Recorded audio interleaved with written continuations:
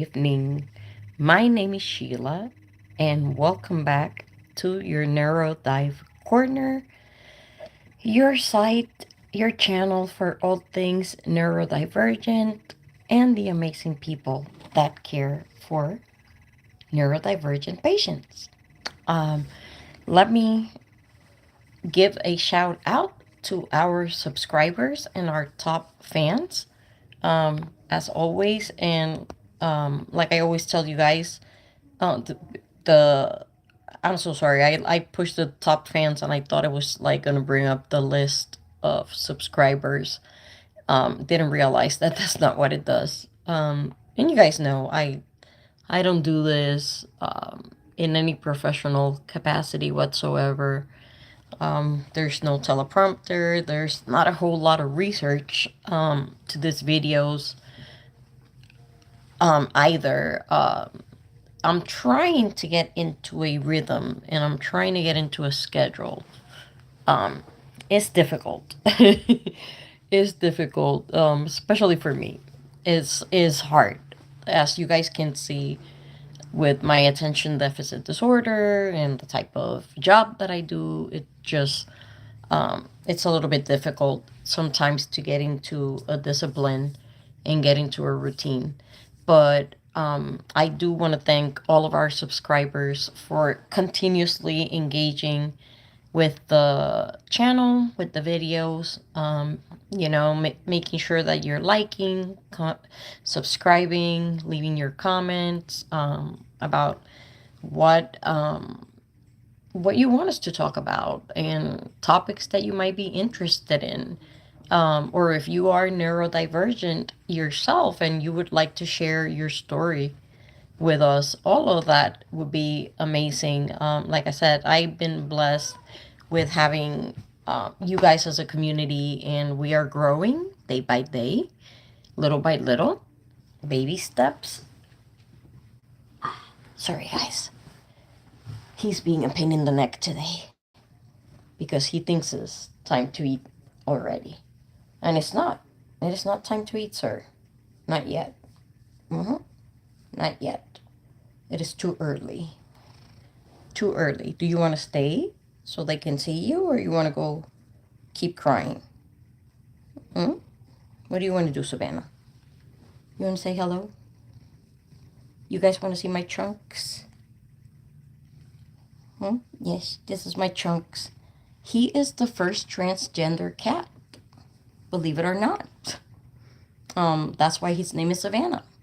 When I first got him, the lady that I rescued him from, well, actually he rescued me, but that's a different video for a different day.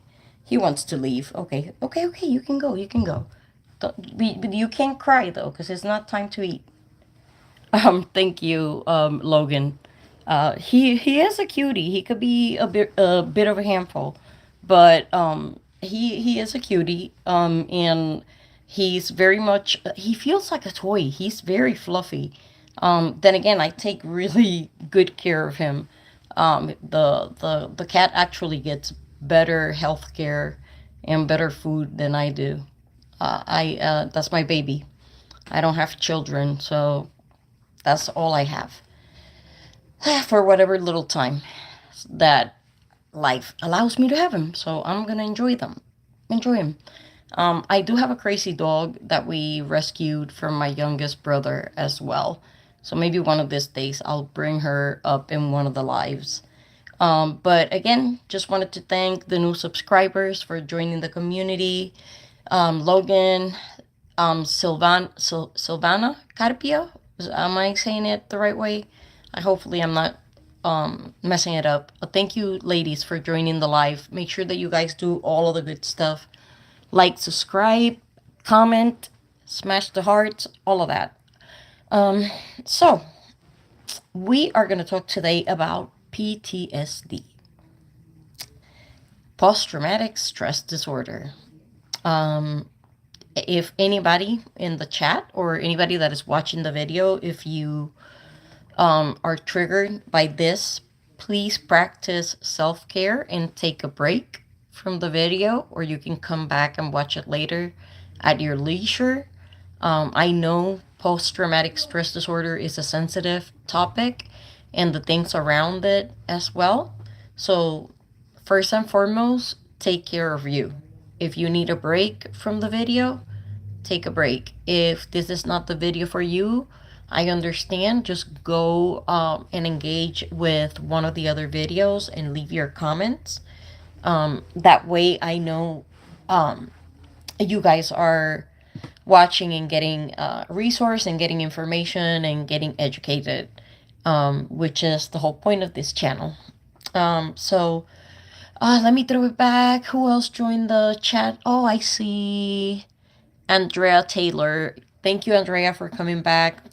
Logan, Savannah, Andrea, thank you for being the top fans today, and everybody else that is watching the live. The other thing, please, guys, go to the video description. There is links for the concert. I am running a raffle. For the winner gets 2 tickets for the Chris Stapleton concert come this June 20th at the Bank of America Stadium in Charlotte, North Carolina. The draft is going to happen on a live on May 20th at 7 p.m. Eastern time. So I will have I will have a live that day and will announce the winner. If you guys are interested, make sure that you go to the event page in the description of the video. The tickets are $3. I can take PayPal, I can take Cash App, I can take Venmo. All of the proceeds for the raffle and for the tickets go to pay for my nephew's therapy, because we really can't afford it. And he's autistic, and this has been life altering for him.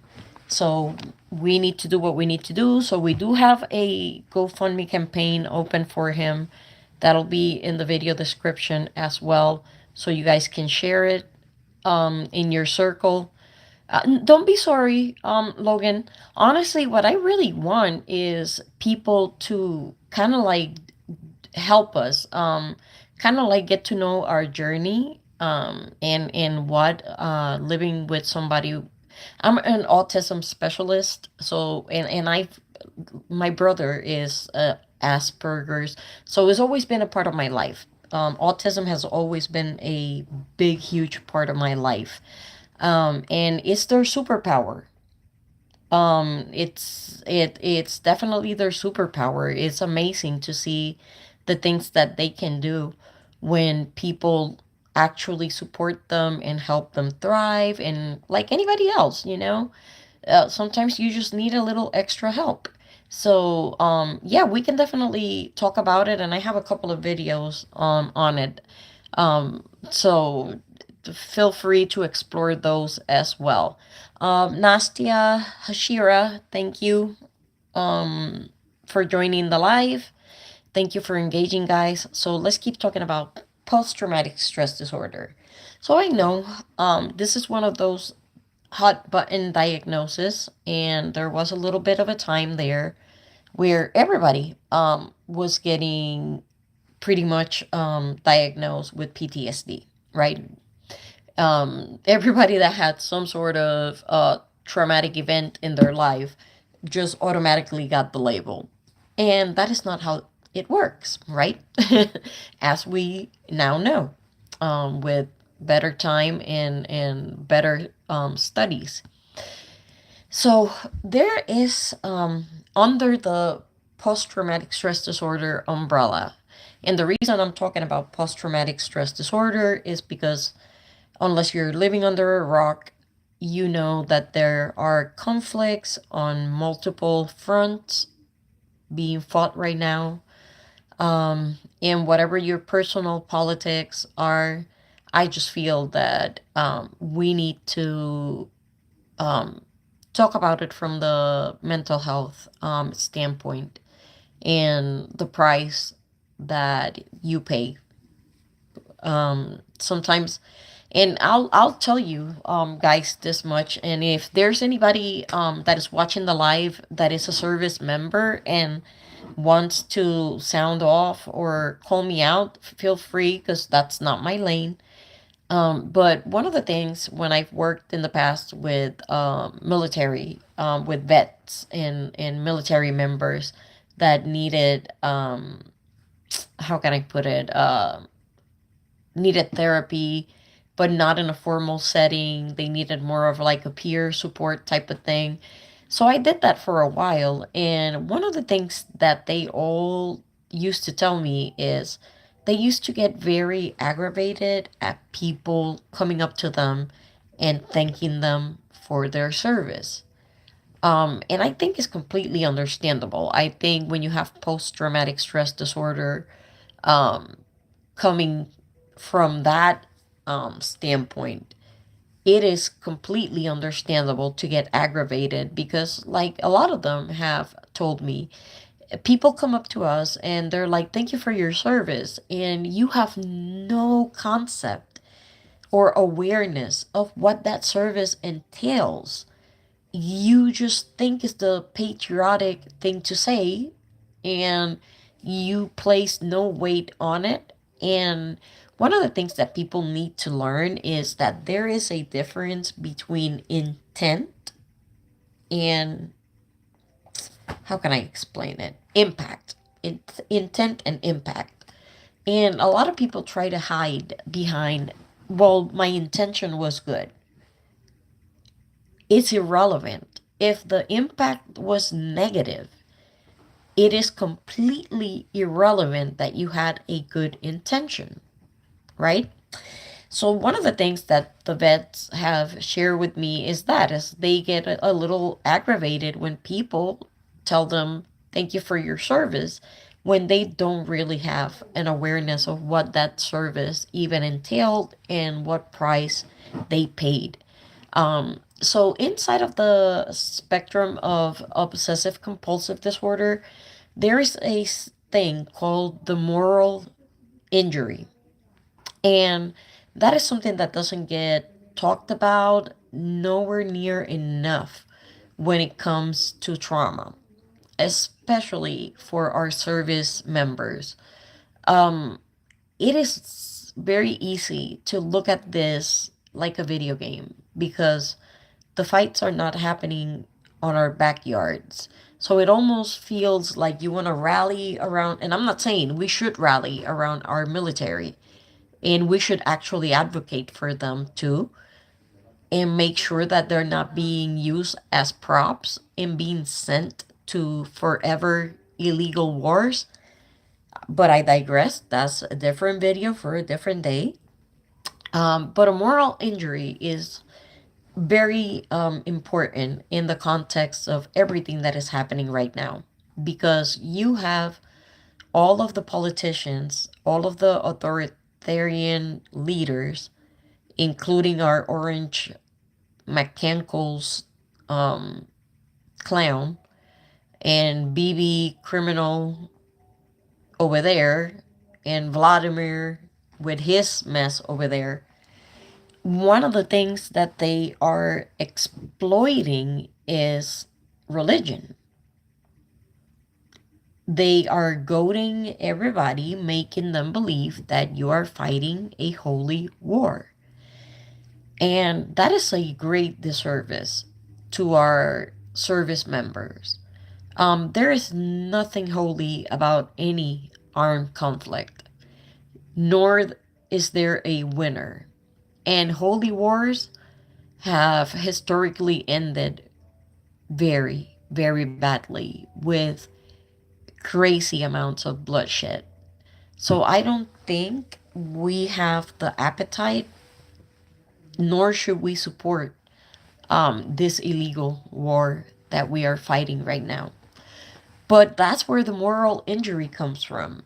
A lot of the times, the military recruits in areas that are rural and are extremely poor. And one of the common threats in that type of community is church, is religion. So the government starts Christian signaling and trying to sell you this as a holy war. The problem with that is, number one, we're a secular country. And that's why we should be advocating for secularism, because it lets us engage in critical thinking, and we can actually base our foreign policy on science and civics, and not hysterics or religious psychosis and issues. So the moral injury comes when you have a government, and the United States has historically been very adept at this. They Christian signal to recruit. They use you as a prop, and when you come home, nobody's there to deal with your moral injury. It is extremely difficult when you have a.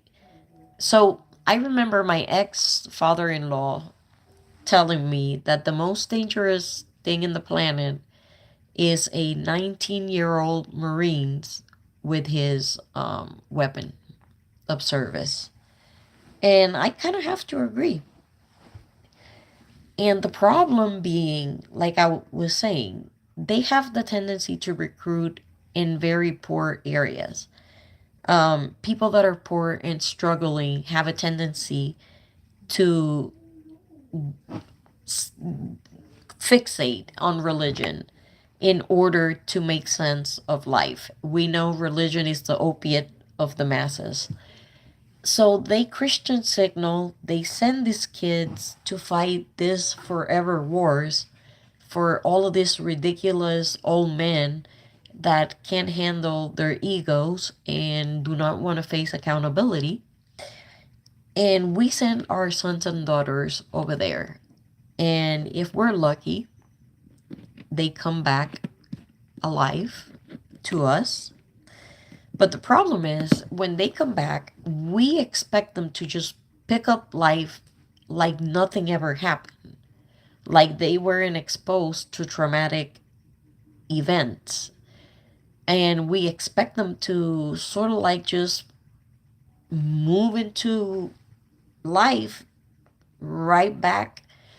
And when it's very religious soldiers, it is extremely difficult for them to cope with not only being used as a prop, but they sustain a moral injury because most religions condemn taking a person's life. And if you are a Christian, it is in the commandments, thou shalt not kill. And if we were real Christians, we would just make sure that thou shalt not kill is across the board. Thou shalt not. I don't care if they're your enemy, thou shalt not kill. Life is sacred. I don't care if you don't like the religion that I practice. I will fight for you to have the freedom to practice whatever religion you want to practice. And that's the way it should be. That's the way we should present to each other and respect each other. But when you have a moral injury, it becomes very very difficult to treat. It's something in mental illness that takes a long time, takes a lot of therapy, different techniques to help people make peace with that, with the feeling that they were used, the feeling that they were against their beliefs and their God and their commandments. And honestly, it becomes crippling, because a lot of the time when they go to their spiritual leaders, they get no answers. And we're going to have a lot of that with this particular conflict. I feel like we have already seeded the ground to PTSD for a lot of people. I mean, we literally bombed a school and unalived a bunch of little girls. We are targeting hospitals and healthcare facilities. Those are war crimes. And I know there's no mechanism to enforce international law, but I feel us as Americans need to wake up, stand 10 toes down, and show the world that this is not who we are and that we can actually hold our leaders to a so that way we don't have to come in here and do videos about post-traumatic stress disorder, moral injury, trauma, vicarious trauma, compassion fatigue. And let me tell you something, guys. We got to get ready. We have to practice self-care because this is going to be long and drawn out. And it's going to trigger a lot of people. It's going to bring up a lot of trauma on both ends. This does not get solved militarily. And this is going to have a high price. Um, and we shouldn't be losing lives just because the elite need to hide their proclivities, their debauchery, their perversion. It is so sad that we are all living through collective trauma because we have a bunch of psychotic antisocial leaders that just don't care. And again, I have a feeling that we are all going to be experiencing post-traumatic stress the next couple of decades. Make sure you guys honor all of the lives that are being lost. Make sure you guys honor the service members we already lost in this conflict. Our government do not want us to honor them and put their pictures out there. They feel it's a bad look. When people tell you who they are, believe them, please. And make sure that you honor our service members that were lost in this nonsensical conflict. Roblox video, Nasty, Logan, Langdon, Andrea, and everybody else, thank you. Thank you so much for joining tonight. And as always, stay safe, healthy, lift each other, build community. That's the only way we get through this. I'll be talking to you guys soon. Bye bye.